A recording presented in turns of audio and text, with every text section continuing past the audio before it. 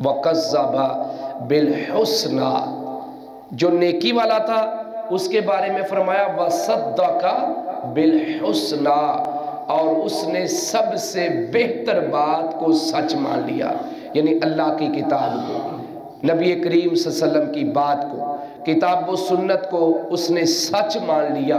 जब सच मान लिया तो उस पर अमल भी किया, जब अमल किया तो वो दुनिया भी कामयाब होगी उसकी और आखिरत भी कामयाब होगी।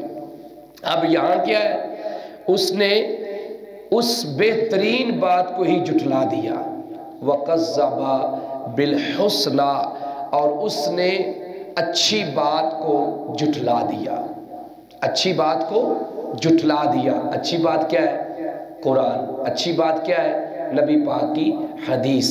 ये अच्छी बातें हैं। अगर वो इसको ही जुटला देता है, एक बंदा कुरान को मानता ही नहीं है या नबी करीम सल्लल्लाहु अलैहि वसल्लम की हदीस को मानता ही नहीं है, तो आप इंसाफ से बताओ कि वो नेक अमल कैसे करेगा? नेक अमल तो तब करेगा जब वो इस अच्छी बात को तस्लीम करेगा, दिल से मान लेगा कि वाकई इससे अच्छी बात कोई नहीं है और ये किताब मेरी खैर खाई के लिए, भलाई के लिए आई है, तो इस पर अमल कर देगा।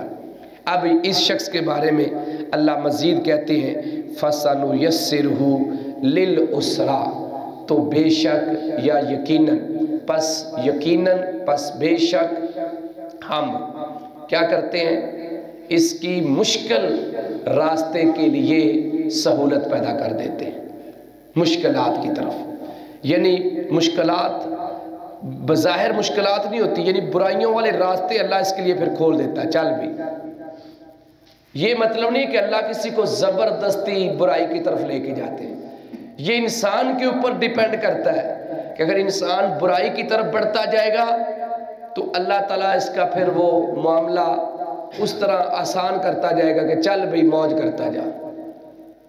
ख़तमल्लाहु अला क़ुलूबिहिम, किस वक़्त अल्लाह कहता है? जब इसकी वापसी मुमकिन ही नहीं रहती, फिर अल्लाह कहता है पक्की मोहर लग गई है, अब इसने वापस नहीं आना। तो यहाँ भी अल्लाह कहता है फसनुयस्सिरहु लिल उसरा, तो बेशक हम इसे मुश्किल रास्ते के लिए सहूलत देते हैं।